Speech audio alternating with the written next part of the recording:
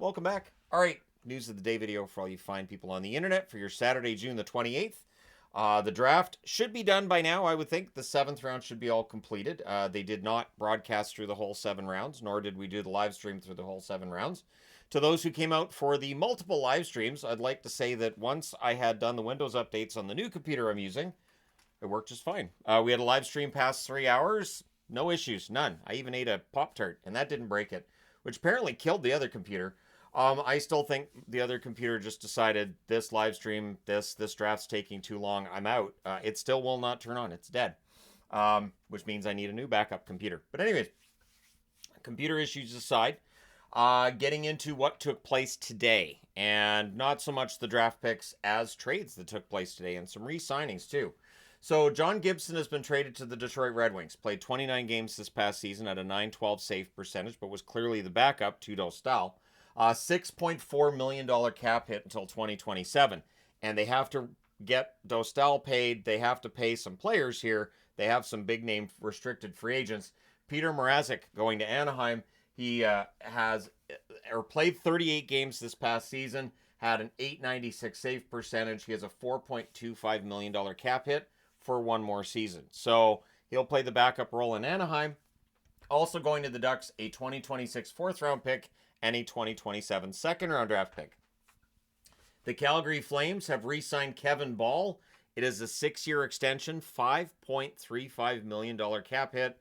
As I've been mentioning lately, there's going to be some sticker shock with the prices for these players. I think Kevin Ball sums that up nicely. So, let me know your thoughts on that one.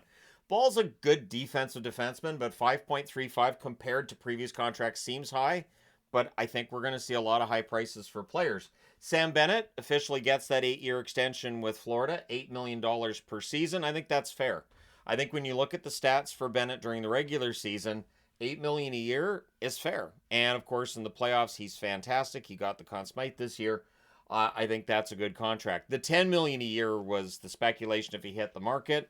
I think he would have ended up in that region. And I think ultimately, that could have been a contract that might have disappointed another team. But that being said, Bennett staying in Florida. They're still working on keeping Marchand and Ekblad. We'll see how that goes. They do have a few more days. Joel Hofer, no offer sheets incoming. He signs a 2-year extension with St. Louis, $3.4 million cap hit. I'd like to thank the Blues for going to a design with their jerseys that I kind of already have in my collection. I know it's a little bit different than this one, but very similar. So Hofer extending at that $3.4 million cap hit. That's fair for a backup goaltender. And it means that the goaltending in St. Louis is set for at least the next 2 seasons.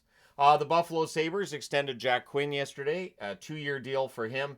$3.375 million cap hit. Jack Quinn will be looking to have a healthy season this upcoming year and progress offensively. I am a fan of Jack Quinn's game. I really think he could be an excellent star player for the Buffalo Sabres. And with some of the other moves that have been made, there may be more opportunities for Quinn to play a more prominent role this coming season. The Washington Capitals acquired Declan Chisholm from Minnesota. He's a restricted free agent July the 1st. 66 games, 2 goals, 10 assists, 12 points. He's a third-pairing defenseman. Also going to Washington, the number 180 draft pick this year. On the Minnesota side, they get Chase Prisky, who's a pending unrestricted free agent, and he did not play a game at the NHL level this season. The number 123 pick also going to Minnesota in this trade. The Seattle Kraken making some headlines today in that they are not planning on buying out Philip Grubauer. Grubauer had a rough year, but Jason Botterill believes that he can turn it around. He can have a good season, and they believe in Grubauer. I hope so. I hope Grubauer can turn it around. He will be the backup, I would think, to Decord. I don't think this means he's going to get more starts necessarily. Just means they're going to work with him and try to turn his game around. And I don't think there's a market for Grubauer either. So they're not buying him out. They don't want that cap penalty. Obviously, he doesn't have that trade value. The smartest thing for Seattle to do is try to help him with his game, get him playing well, and then they might be able to trade him later on if he improves his actual value, right? So Hayden Fleury signs a 2-year extension with the Winnipeg Jets. $950,000 cap hit, purely a depth defenseman, and no risk with this move. The Washington Capitals also in the news because who they just picked up from Florida, of course, signs a 2-year deal with them. The cap hit $825,000, so bargain contract. He may very well play a fourth-line role with Washington this year. Upcoming, we shall see. Another trade to discuss, Connor Clifton in a trade of the Connors. Connor Clifton goes to Pittsburgh. He's a very physical defenseman. 73 games, 1 goal, 15 assists, 16 points this past year with Buffalo. He has a $3.33 million cap hit until 2026. Also traded there, the number 39 draft pick going to Pittsburgh. Going to Buffalo, Connor Timmins, 67 games played, 3 goals, 12 assists, 15 points. Timmins is a restricted free agent July the 1st. Not as physical a player, I do believe, as Clifton, but we'll see what happens here and what else Buffalo is going to be able to do, because this does free up some cap space for a Buffalo team that already had a bunch of cap space. Also being traded to Buffalo in this trade, Isaac Beliveau, which is spelled apparently thusly. 2 S's and 2 L's, because sure, why not? I did a bit of a double take when I was reading it. I verified through a couple of different sites that that's how it's spelled. It still doesn't look great. Beliveau with 2 L's, just it doesn't look great. But anyways, who am I to tell somebody to change their name? So there's a big trade potentially coming. The Vegas Golden Knights really do covet Mitch Marner, and it seems like it's an interest on Marner's side as well. So there's talks of a sign and trade, that he would sign a contract extension and then get traded to the Vegas Golden Knights. Now the return, Friedman's reporting Nick Raw. I've also seen Nicholas Haig's name coming up as well, so we may see 2 Nicks being traded for a Marner, for a Mitch, I guess. 2 Nicks for a Mitch. I don't know if that's a currency, but it sounds like currency, doesn't it? It's actually 2 Nicks for a Mitch, really. But there would be something else in there as well, maybe. Although remember, he's a pending unrestricted free agent. If Toronto asks for too much, Vegas can just be like, I guess we'll just wait 4 days and we'll just grab him on the free agent market. Now, Roy is a good third line forward. I think he'd be an excellent addition for Toronto. And if Haig does end up being part of the deal, I think he's a good depth defenseman as well that can play top 4. So while obviously that's not a fair trade for Marner, considering his status as a pending unrestricted free agent, those players never get a big return because they're a pending UFA. So sign and trade could happen. At the time I'm recording this, it has not happened as of yet. The Ottawa Senators add Jordan Spence. This is a great deal for Ottawa, I think. 79 games, 4 goals, 24 assists, 28 points for Spence. He has a $1.5 million cap hit for 1 more year. Going to the LA Kings, the number 67 pick this year, and a 2026 6th-round draft pick. So Spence on his way out of LA, on his way to Ottawa. I think this is a great trade for the Ottawa Senators. Good on him. Simon Wang has become the highest Chinese-born draft pick in NHL history, so I thought newsworthy. Throw that on the board. Drafted 33rd overall, the first pick of the 2nd round by San Jose. I was kind of surprised he went that early, to be honest. He was not on my board of draft picks still available who were highly ranked on draft lists that I saw. So let me just get the markers out of there. Plug them down right there. Make sure I don't drop them. And we'll go over where some of those bigger names ended up going. So Malcolm Spence, left winger, was considered by, at least on the Elite Prospects average rankings.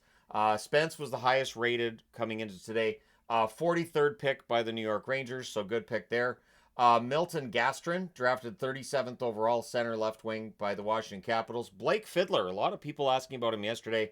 Defender, goes 36 to Seattle. So Seattle picks up Fiddler. The Philadelphia Flyers at 40th get Jack Murtaugh, a center slash left winger. 53rd overall, the San Jose Sharks draft center Cole McKenney. 94th overall, Dallas drafts right winger Cameron Schmidt. Because he's on the smaller side, Schmidt slides in the draft. Dallas not shy about the pick, and it was called in the live stream. Somebody said, since they have the experience with Stankoven, they may very well take Schmidt, and that worked out. So good call there.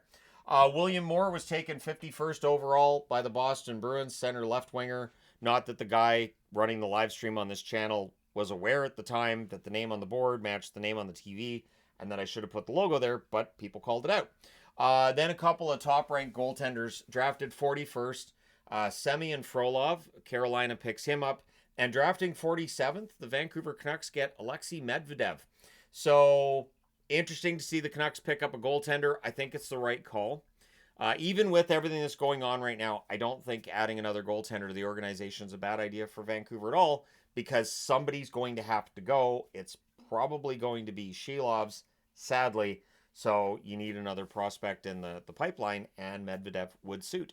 So let me know your thoughts in the comments section below, as always. I think this year's draft was not great. And I don't mean the draft class. Draft class, fine. The production wasn't great. I think 4.5 hours for the first round is entirely too long. And the whole setup just was clunky, awkward, and just, you can't draw it out like that. You can't keep drawing it out like that. The draft should be 3 hours. That first round should be 3 hours. If they can get rounds 2 through 7 done in 4 or 5 hours, then you can do round 1 and 3. You absolutely can. It should start at 4 o'clock, and it should run till 7. And that first draft pick should be done at like 4:05 if the show starts at 4 o'clock Pacific. And that last draft pick should be just before it goes off the air. And you could actually enforce the clocks. Something, right? So anyways, we'll see if the NHL makes any changes. We'll see if teams decide this was just too clunky and they want to go back to the draft the way it's been. But this was, to me, it was awful. And I think it'll be interesting to see if they take another vote, if 26 teams still want to do it this way.